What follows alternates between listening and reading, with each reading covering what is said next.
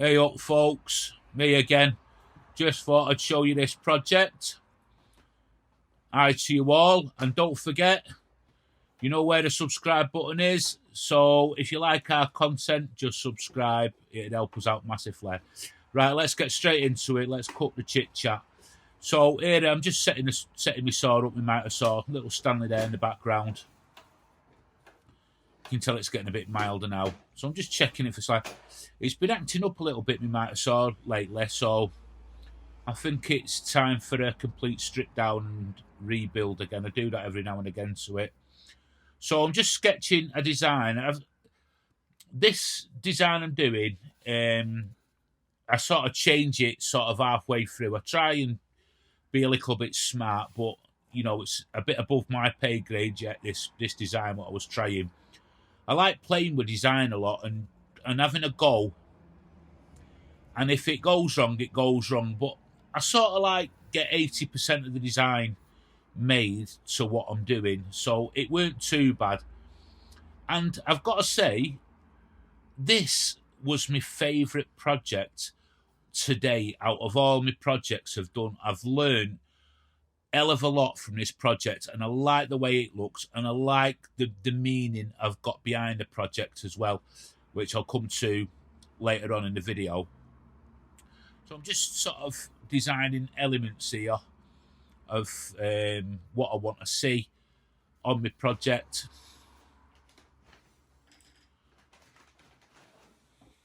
So I'm just getting a piece of, I'm going to be using 1x8s for this.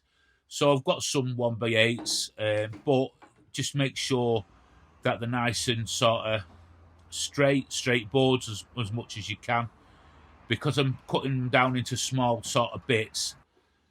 I don't know if that would have been okay, but I've got some straight boards there. There's one or two that are a little bit warped, should I say, but nothing too major. So what I will do with the overall dimension of the item I'm making, I'll pop into the description. If you look in the description or in the comments, pinned comment section, I'll put it in there for everybody to see. Now you can make these, again, it's another project, you can make them to your own size. I like the size I'm going to here. I think what I do is I try and overcompensate by cutting everything just a little bit oversized, and then I go back and trim it down and make sure everything's spot on to how I want it.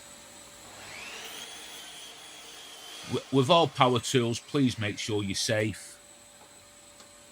You know, be wary around them. Common sense goes a hell of a long way. I know accidents can happen any time, but use your common sense around power tools.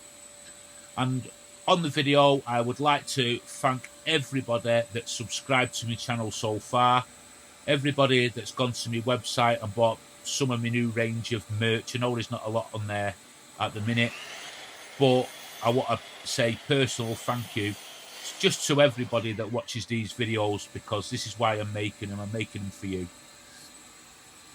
And to keep me happy, to keep me sane, to keep me sort of going the right way. And you know, it helps with, you know, I forget the pain, my arthritis and stuff like that while I'm enjoying my woodworking. It just seems to all melt away. So here's where I'm trimming everything up now, making sure all the boards are spot on. So it's going to be a fancy box. It's a little bit different from what I've tried in the past, and there's a little bit more to it. I mean, it probably doesn't show in the video so much, but there is a little bit more to it. Now, one of my weak points has been mitres and stuff like that, so you know, I still don't get them right, but it doesn't really matter, it's all practice. So here I'm just visualising the size that I want, the sort of depth that I want. I know what length I want, it's more the depth. So I think you all know what a memory box is, where you can throw all your photos, your own Christmas cards you've got, letters you've had from sort of loved ones, your partner, your nan, your gran, neighbour, all them kind of things. And it's a nice sort of like keepsake box. And it's nothing sort of, I'm not a carpenter, am I? I'm not a joiner, but it's just a nice thing to have in the house. And this will be for Shelley to put. She likes, I don't know if it's a woman thing or not, but she likes collecting all her old photographs and any Christmas cards I've wrote her or Valentine's cards and things like that. She puts in the memories box, and it is a really nice sort of personal touch sort of thing. So you'll see in the end what I've done with it. So now I'm going to my sizes. I'm just writing everything down here how I've got them, because then I can just put the total dimensions in the description at the end for you all. But like I say, you can do this to your size, whatever size you want. So there's that. That's that bit done. And I'm just going back. I find this book so handy because I can just go back for reference now. Now, this was an old mahogany tabletop I had, antique piece of furniture. And you've probably seen it in the videos, sat on the back for a while. And I'm just cutting it up now to use some of this. I'm going to incorporate some of this.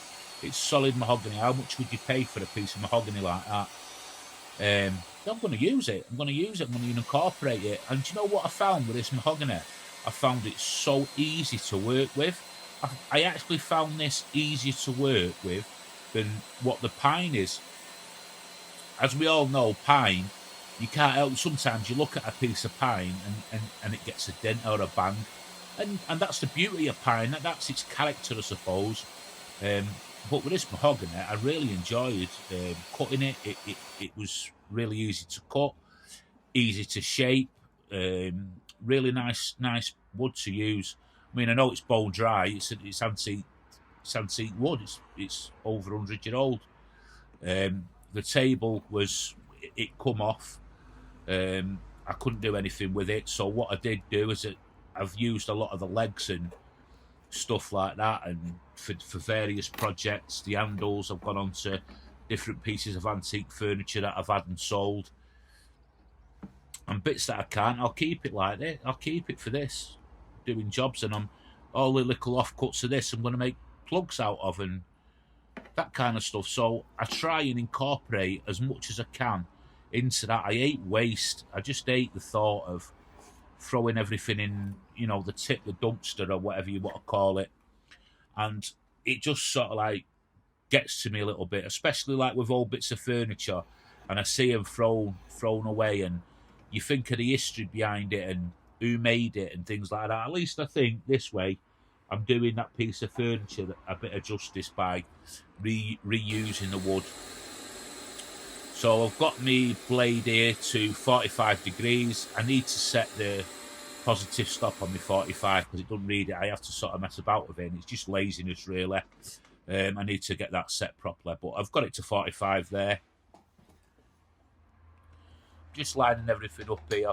I just want it as accurate as possible. Now, this blade, I am going to treat myself to a couple of new blades. This is a 24 tooth blade on here, and for miters and stuff, it's not the best. Don't get me wrong. For what I need it for and learning capabilities, it's fine. But I just want to up my game a little bit, and I'm not going to go extravagant and buy sort of like hundreds of pounds worth of blades and stuff like that. I'm just going to get ones that are going to suit my needs a little bit better.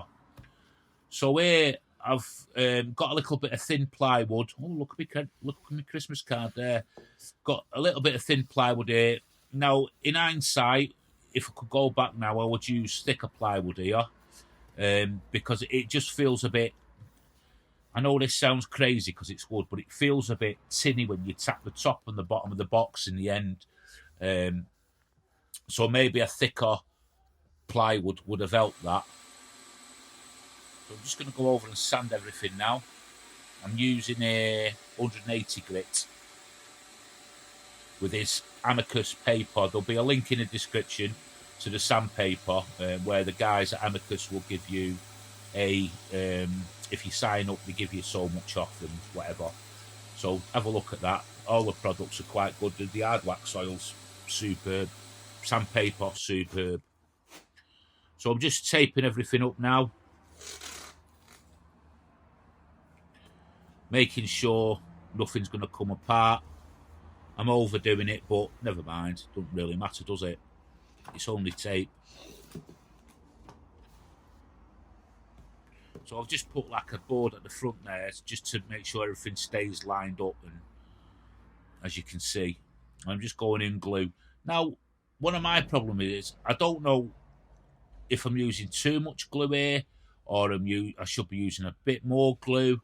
I'm learning with these miters. I just can't seem to get the cuts right. I don't know whether it's the blade, the actual table saw, or whether it's a combination of them two, and me myself just maybe rushing. But like I say, I'm going to try a new blade and see how I go, and slow down a bit. But the glue situation, I don't know if I'm using too much, too little. When the box is made, there is still a few gaps, but like I say, for what I need and for this learning purpose, and I know I'm making them mistakes, so I'm going to learn from them. And that's what you do, you learn from these mistakes. Well, you're supposed to learn from them. I mean, I've not got on perfect yet, but is it softwood? Does softwood sort of like, is it harder with softwood? I don't know. Let me know your thoughts on that in the comment section. It'd be interesting to know how you get on with it, with miters and stuff. We all learn, that's what we do. So I'm just I'm overdoing it with a tape here, getting everything as tight as I can. So this is the next day now, so I am going to put some splines, but I'm going to put 3 splines on each corner, because I'm actually going to do something in a minute that I've not done before. Is the lid. I'm going to chop right through the box and make the lid that way. So I'm just taking it nice and easy here, making sure everything's nice and safe, keeping my hands well away, and standing to one side of that just in case there's any kickback. So I'm going to make the splines out of some of them off pieces of mahogany. Now I think they are 2.6. I think the blade curve's about 2.6 for the cut. So I'm just going to get sort of some splines near enough to that. So I'm using the thin rip jig here. In the new year, I'll be putting some thin rip jigs onto my merchandise section with a wood junkie on them. I'm just waiting to see what sort of deal I can get from a company. I want decent ones as well. I want to make sure everything's right. So I'm just roughly chopping them to size here. There's no rhyme or reason or right way or wrong way there. Plenty of glue on there.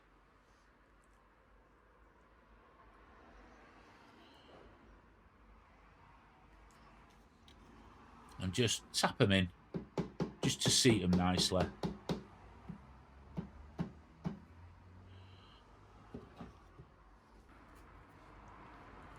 So now I'm just doing a bit of more shaping for these are for the legs. I'm just going to try some sort of crazy mad design, and just to see how it comes out.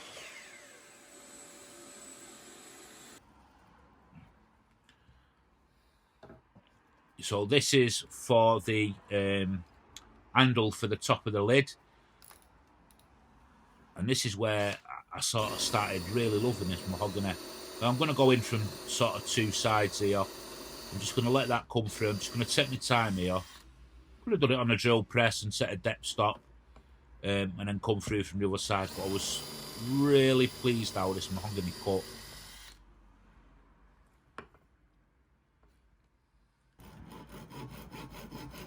I did go through it, and there was no tear out whatsoever in the end. So I'm just trimming these splines off here, and what I will do is I'll give it an initial sand just to make sure everything's nice and flat and smooth before I take it to the table saw and cut the lid. But I don't want anything sort of obstructing it that's going to throw it out, because I've never done this before, and I think this is the right way. I'm not sure, but it just sort of like tells me that it is. So I know now it's nice and flat, so when I'm making these cuts, it should be okay. So I'm going in with the first cut here, taking it nice and slowly. I'm not rushing at all. I'm letting that blade do all the work there. Just turn it off. And then I'll go around the sides, and I'm going to use that as a spacer to stop it. Is the word deflection? I'm not sure. I mean, when I do this cut, they are out a little bit, and what I do forget to do is sand the two surfaces sort of mega flush. They look all right, but it could have just been that extra detail I've just missed.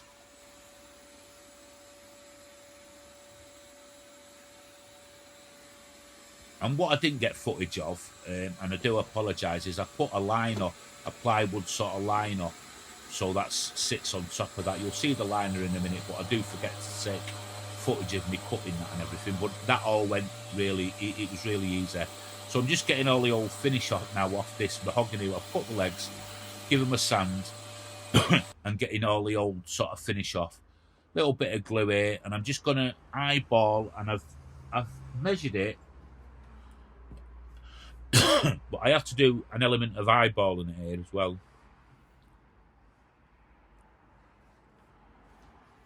Just to see where I'm going. Now, I'll go back and I take these off anyway. I don't know why I bothered putting the glue on there at front first, because I need to put an hole in there. And I should have drilled first, which I do. I go back and do.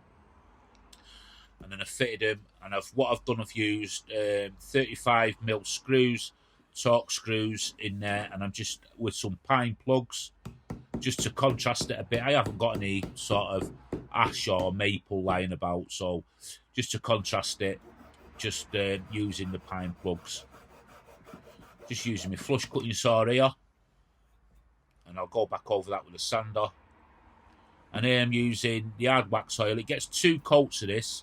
I use a brush to apply it, and I'll let that dry overnight, and then I'll go back again and give it a light sand in between with I think I use a 320 grit in between to sort of denib it and everything, and then I'll apply another thin coat. But like I say, you don't need a lot of this hard wax oil. It's really good stuff. So that's it sort of done, and I'm just going to go over it now with brown paper, just to it really smooths it out, and it gives it a nice luster and sheen, and makes it feel super smooth to the touch. Ooh. You can sort of see the size there, and there's it's finished. This is the first lot of finish. You can see the gaps there on the miters, but you know, it's for what it is for our house. It's fine. You know, it's all about learning. Let me know in the comments here what you think of this, the actual overall design, anything I could have bettered myself with, because everybody will sort of see them comments, and then they can pick up on everybody else's experience. And here it is in the house. The lighting in the house is shocking, but that's it in the house. I've got it sat on a nice antique tilt-top table there. Things I can improve on, there's loads of it. Loads of different things I'd try, different designs, different sort of methods. But yeah, let me know in the comments, and don't forget to subscribe if you like our channel. You're all amazing, like I always say. But yeah, what animal springs to mind when you see that? Don't think about it, put it in the comments. What animal springs to mind? I reckon it's got a crab look to it. What do you reckon? Well, yeah, she'll fill that full of keepsakes and mementos and stuff. Bye for now, and I will see you all on the next video.